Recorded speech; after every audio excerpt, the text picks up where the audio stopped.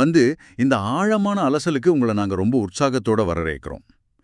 இப்போ இருக்கிற தகவல் உலகத்துல அரசியல் மாற்றங்கள் எவ்வளோ ஃபாஸ்டா நடக்குதுன்னு நீங்க பார்த்துட்டு தானே இருக்கீங்க. கண்டிப்பா. நேத்து நடந்த விஷயம் இன்னைக்கு பழசாயிடுது. எக்ஸாக்ட்லி.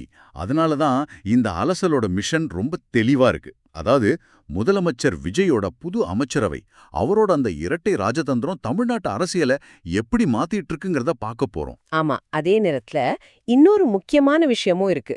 கரெக்ட். தேசிய அளவுல இளைஞர்கள் எல்லாம் ஒன்னா சேர்ந்து கரப்பாம்பூச்சி ஜனதா கட்சி அல்லது சிஜேபின்னு ஒரு மாபெரும் டிஜிட்டல் புரட்சியை ஏற்படுத்தி வராங்க. இதையும் நாம முழுமையா அலச போறோம். ஆனா உள்ள போறதுக்கு முன்னாடி ஒரு முக்கியமான டிஸ்க்ளைமர் சொல்லிடணும். ஆமா, சொல்லுங்க. அதாவது இந்த தகவல்கள் எல்லாம் இதுல பல முரண்பட்ட அரசியல் கருத்துக்கள் இருக்கு. ரைட், லெஃப்ட், ரைட்னு பல ஆங்கிள்ஸ்ல பேசியிருக்காங்க. அதான், இதுல நாங்க எந்த பக்கமும் சாரல. உங்களுக்கு இந்த சோர்சஸ்ல இருக்கிற விஷயங்களை எந்த ஃபில்டரும் இல்லாம உள்ளத உள்ளபடி பகுப்பாய்வு செய்யறது தான் எங்களோட நோக்கம். சூப்பர். உங்களை போல நாமும் அரசியலை வெறும் ஒரு நியூஸா பார்க்காம அதுக்கு பின்னால இருக்கிற வியூகங்களை புரிஞ்சுக்க போறோம். சரி, இத கொஞ்சம் விரிமா பார்ப்போம். முதல்ல விஜயோட அந்த இரட்டை ராஜதந்திர நகர்வுகளை எடுத்துப்போம். ஓகே, அந்த மாஸ்டர் ஸ்ட்ரோக் எனக்கு இதுல ஒரு பெரிய ஷாக் என்னன்னா, நம்பிக்கை வாக்கெடுப்பு நடந்தப்போ விஜய்க்கு ஆதரவா ஓட்டு போட்டாங்க இல்லையா, அந்த எஸ்பி வேலுமணி, சி.வி. சண்முகம் தரப்பைச் சேர்ந்த 25 அதிமுக எம்எல்ஏக்கள். ஆமாம், இபிஎஸ் தரப்பை சாராதவங்க. இப்போ அவங்கள அமைச்சரவையில சேர்த்தா அதிமுகவோட உட்கட்சி பூசல்ல விஜய் போய் மாட்டிக்கிட்ட மாதிரி ஆயிடும். அது மட்டும் இல்லாம கம்யூனிஸ்ட் அப்புறம் விசிகா கட்சிகள் ரொம்ப ஓப்பனாவே ஒரு எச்சரிக்கை கொடுத்திருந்தாங்க. ஓஹோ, அதாவது அதிமுக காரங்களை உள்ள சேர்த்தா நாங்க ஆதரவு தரமாட்டோம்னு சொல்லிட்டாங்களா? எக்ஸாக்ட்லி. அது மட்டும் இல்லாம கட்சி தாவல் தடை சட்டம்னு ஒண்ணு இருக்கு. ஒருவேளை இபிஎஸ் தரப்பு கோர்ட்டுக்கு போய் இந்த 25 பேரை தகுதி நீக்கம் செஞ்சுட்டா புதுசா வந்த ஆட்சிக்கு பெரிய சட்டச்சிக்கல் வந்துரும். அப்போ அந்த 25 இடங்களுக்கும் இடைத்தேர்தல் வரும். அது ரொம்ப பெரிய தலைவலிதான். ஆமா, அதை தவிர்க்கவே விஜய் இந்த முடிவை எடுத்தாரு. ஓகே, இது முதல் நகர்வு. ரெண்டாவது நகர்வு பாத்தீங்கன்னா அவர் திமுக கூட்டணியை மொத்தமா உடைச்சிட்டாருன்னு தான் சொல்லணும். அது அப்படின்னு கொஞ்சம் விளக்கமா சொல்லுங்க. அதாவது திமுக கூட்டணியில பல வருஷமா இருந்த காங்கிரஸ் அப்புறம் ஐயுஎம்எல் கட்சிகளுக்கு அமைச்சர் பதவிகளை சும்மா அள்ளி கொடுத்திருக்காரு. விக்கிரவாண்டி மாநாட்டுல ஆட்சியில் பங்கு அதிகாரத்தில் பங்குன்னு ஒரு வாக்குறுதி கொடுத்தாரு இல்லையா? ஆமா, அது இப்போ பிராக்டிகலா செஞ்சு காட்டிட்டாரு. அதான், இது செஸ் விளையாட்டுல எதிரியோட கோட்டையை உடைக்கிற மாதிரி எனக்கு தோணுது. ஆனா எங்கிட்ட ஒரு கேள்வி இருக்கு. கேளுங்க. அப்படி என்றால் 2031 வரைக்கும் இந்த கூட்டணி நிலைத்திருக்குமா? ஒரு கூட்டணி கட்சி அமைச்சரை முதலமைச்சர் எப்படிங்க கண்ட்ரோல்ல வச்சுக்க முடியும்? இது ஒரு நல்ல கேள்வி. இது ஒரு பரந்த பார்வையோடு இணைத்து பார்த்தால் உங்களுக்கு புரியும். ரிஸ்க் இருந்தாலும் திமுகவோட அந்த ஓட் பேங்க பிரிக்கிறதுக்கு இதை விட ஒரு சிறந்த நகர்வு இருக்க முடியாது. ஓகே, அதுவும் ஒரு பாயிண்ட் தான். அடுத்தது பாத்தீங்கன்னா, இந்த அமைச்சரவையில நடந்த ஒரு பெரிய வரலாற்று நிகழ்வு. 59 வருஷத்துக்கு அப்புறம் காங்கிரஸ் கட்சி தமிழக அமைச்சரவையில இடம் பிடிச்சிருக்கு. வாவ், 59 வருஷமா? ஆமா. உயர்கல்வித்துறை அமைச்சரா விஸ்வநாதன், சுற்றுலாத்துறை அமைச்சரா ராஜேஷ்குமார் பொறுப்பேற்றிருக்காங்க. ஆனா இதை விட எனக்கு ரொம்ப இன்ட்ரெஸ்டிங்கா பட்ட விஷயம் வேற ஒண்ணு இருக்கு. என்னது அது? மாமன்னன் படத்தோட நிஜ வடிவத்தை நம்ம பாக்குறோம். அதாவது முன்னாள் சபாநாயகர் தனபாலோட மகன் லோகேஷ் அமைச்சராயிருக்காரு. வணிக வரி மற்றும் பதிவுத்துறை அவருக்கு கொடுக்கப்பட்டிருக்கு. ஓ, ஆதிக்க சாதியினரால தனபால் ஓரங்கட்டப்பட்டார்னு ஒரு பேச்சு இருக்குமே, அது சொல்றீங்களா? எக்ஸாக்ட்லி. அந்த மாமன்னன் படத்தோட கதையை போலவே சமூக நீதிய விஜய் இப்போ நிஜத்துல நிலைநாட்டியிருக்காருன்னா பல விமர்சகர்கள் சொல்றாங்க. இது ரொம்ப ஒரு ஆழமான பார்வை. அந்த கேபினெட்டோட டேட்டா பாத்தீங்கன்னா உங்களுக்கே புரியும்.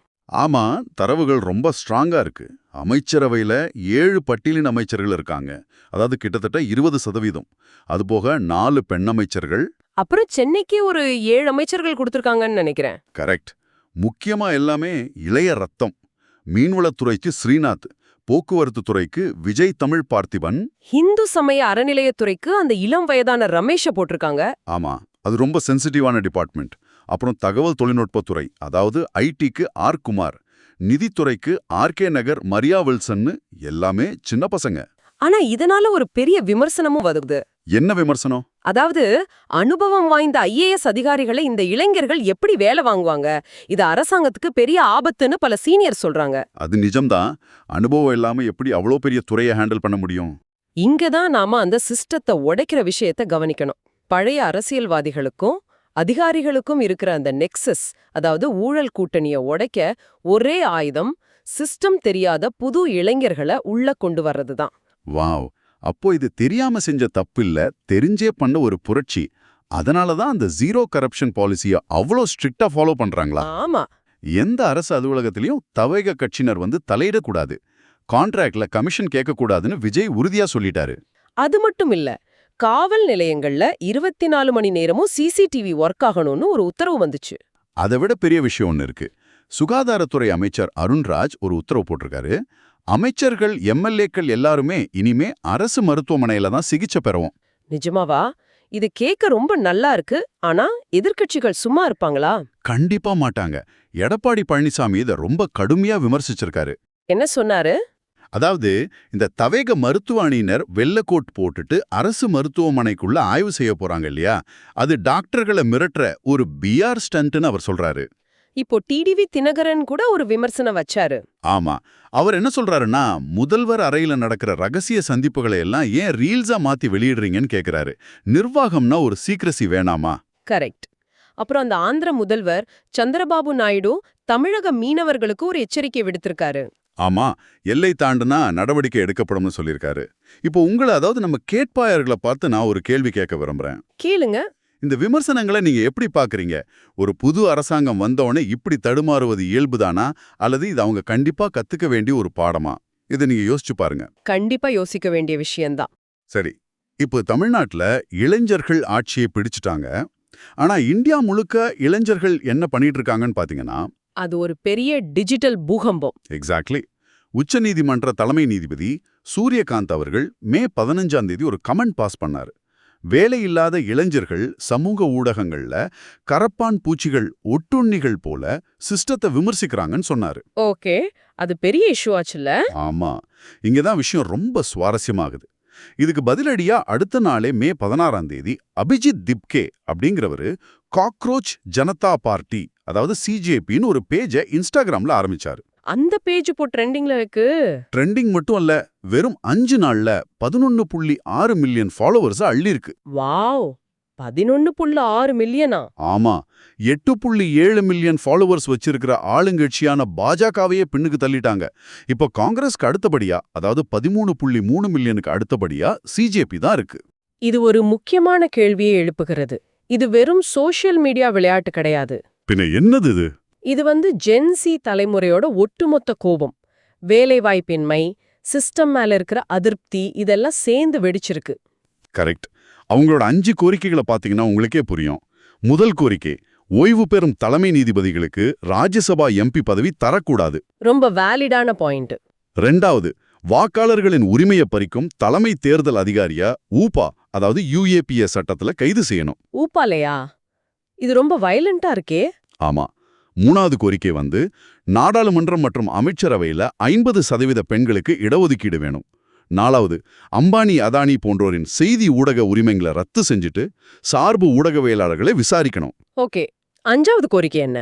கட்சி மாறும் எம்எல்ஏ எம்பிக்களுக்கு 20 ஆண்டுகள் தேர்தல்ல நிற்க தடை விதிக்கணும். இது ரொம்ப ஹிட்டான கோரிக்கை. இந்த 5வது கோரிக்கையை பாத்தீங்கன்னா பழைய அரசியல் வியாபாரத்தையே மொத்தமா க்ளோஸ் பண்ற ஒரு ஐடியா இது. நிஜமாவே? சரி, இப்போ மறுபடியும் நம்ம தமிழக அரசியலுக்கும் திரைத்துறைக்கும் வருவோம். இங்கேயும் பழைய பிம்பங்கள் எல்லாம் உடைஞ்சுகிட்டு இருக்கு. ரஜினி அஜித் விஷயத்த சொல்றீங்களா? ஆமா, விஜய் வெற்றி பெற்ற உடனே அஜித் ஃபோன் பண்ணி வாழ்த்து சொல்லிட்டாரு. ஆனா ரஜினிகாந்த் வாழ்த்து சொல்றதுக்கு ரொம்ப தாமதமாச்சு. அதுக்கு நடுவுல திருமாவளவனும் CV சண்முகமும் ஒரு விஷயம் சொன்னாங்களே. ஆமா, அதாவது திமுகவையும் அதிமுகவையும் ஒன்றிணைக்க ரஜினிகாந்த் முயற்சி பண்ணாருன்னு சொன்னாங்க. ஆனா ரஜினி உடனே பிரஸ் மீட் வச்சு நான் அவ்வளவு தரங்கட்டவன் கிடையாதுன்னு திட்டவட்டமா மறுத்துட்டார். இதுல இருந்து என்ன புரியுதுன்னா, சினிமாக்காரங்க அரசியலுக்கு வந்தா அவங்களுக்குள்ள ஒரு பெரிய ஈகோ கிளாஷ் வருது. ஆனா விஜய் இதை ரொம்ப தெளிவா ஹேண்டில் பண்றாரு. எப்படி சொல்றீங்க? அதாவது திரைத்துறை சார்பா தனக்கு பாராட்டு விழா நடத்தக்கூடாதுன்னு விஜய் தடுத்து நிறுத்திட்டாரு. ஓ, அந்த மந்தர் தர்பார் கலாச்சாரம் வேணான்னு சொல்றாரா? ஆமா, பழைய அரசியல்வாதிகள் மாதிரி எல்லாரும் தன்னை புகழணும்னு அவர் விரும்பல. ஒரு எளிமையான முதல்வரா இருக்கணும்னு நினைக்கிறாரு. இது ரொம்ப வரவேற்கத்தக்க ஒரு மாற்றம். இன்னொரு சுவாரஸ்யமான தகவலும் இருக்கு. சூர்யாவோட கங்குவா படம் பெரிய தோல்வியை தழுவுச்சு இல்லையா? ஆமா, எல்லாரும் ட்ரோல் பண்ணாங்க. ஆனா இப்போ RJ பாலாஜி இயக்கத்துல சூர்யா நடிச்ச கருப்புசாமி படம், அதாவது ஒரு கிராமத்து தெய்வம் மாற்றுமொழி இயக்குனர்னு அமைஞ்ச அந்த படம் மிகப்பெரிய வெற்றியை பெற்றிருக்கு. அப்போ கண்டென்ட் ஸ்ட்ராங்கா இருந்தா மக்கள் கண்டிப்பா சப்போர்ட் பண்ணுவாங்க. எக்ஸாக்ட்லி. அது சினிமாலையா இருந்தாலும் சரி, அரசியலையா இருந்தாலும் சரி. சோ ஒட்டுமொத்தமா நாம இதை தொகுத்து பார்த்தோம்னா ஒரு விஷயம் கிளியரா புரியுது. என்னது? தமிழகத்துல தவைக்கோவோட அமைச்சரவையா இருந்தாலும் சரி, தேசிய அளவுல சிஜேபியின் டிஜிட்டல் எழுச்சியா இருந்தாலும் சரி, இன்றைய இளைஞர்கள் வெறுமனே ஓட்டு போடுற இயந்திரங்கள் கிடையாது. கண்டிப்பா. அவங்க அதிகாரத்தை கேள்வி கேட்கிற, அதிகாரம் செலுத்துகிற இடத்துக்கு வந்துட்டாங்க. பழைய சிஸ்டத்தை மாத்தி எழுதுறாங்க. ஆமா. இப்போ நான் உங்க முன்னாடி ஒரு சிந்தனையை வைக்க விரும்புறேன். சொல்லுங்க. இந்த சோர்சஸ்ல இல்லாத ஒரு விஷயத்தை நீங்க யோசிச்சு பாருங்க. சமூக வலைத்தளங்கள்ல கரப்பான் பூச்சிகளா ஒன்னு திரண்ட இந்த தேசிய இளைஞர் சக்தி வெறும் இன்ஸ்டாகிராம் மீம்ஸோட நின்னுடுமா? நிஜமாவே நல்ல கேள்வி. அல்லது தமிழ்நாட்டுல விஜய் செஞ்ச மாதிரி உண்மையிலே ஒரு தேசிய அளவிலான அரசியல் கட்சியா உருவெடுத்து 2029 நாடாளுமன்ற தேர்தலோட தலையெழுத்தையே மொத்தமா மாத்துமா? வாவ், அது நடந்தா நிஜமாவே இந்திய அரசியல்ல ஒரு பெரிய சுனாமியா தான் இருக்கும். இந்த தகவல்களை நீங்களும் கொஞ்சம் சின்னிட்டு பாருங்க. அடுத்த ஆழமான அலசலில் சந்திக்கும் வரை உங்களிடமிருந்து விடைபெறுகிறோம். நன்றி. நன்றி, வணக்கம்.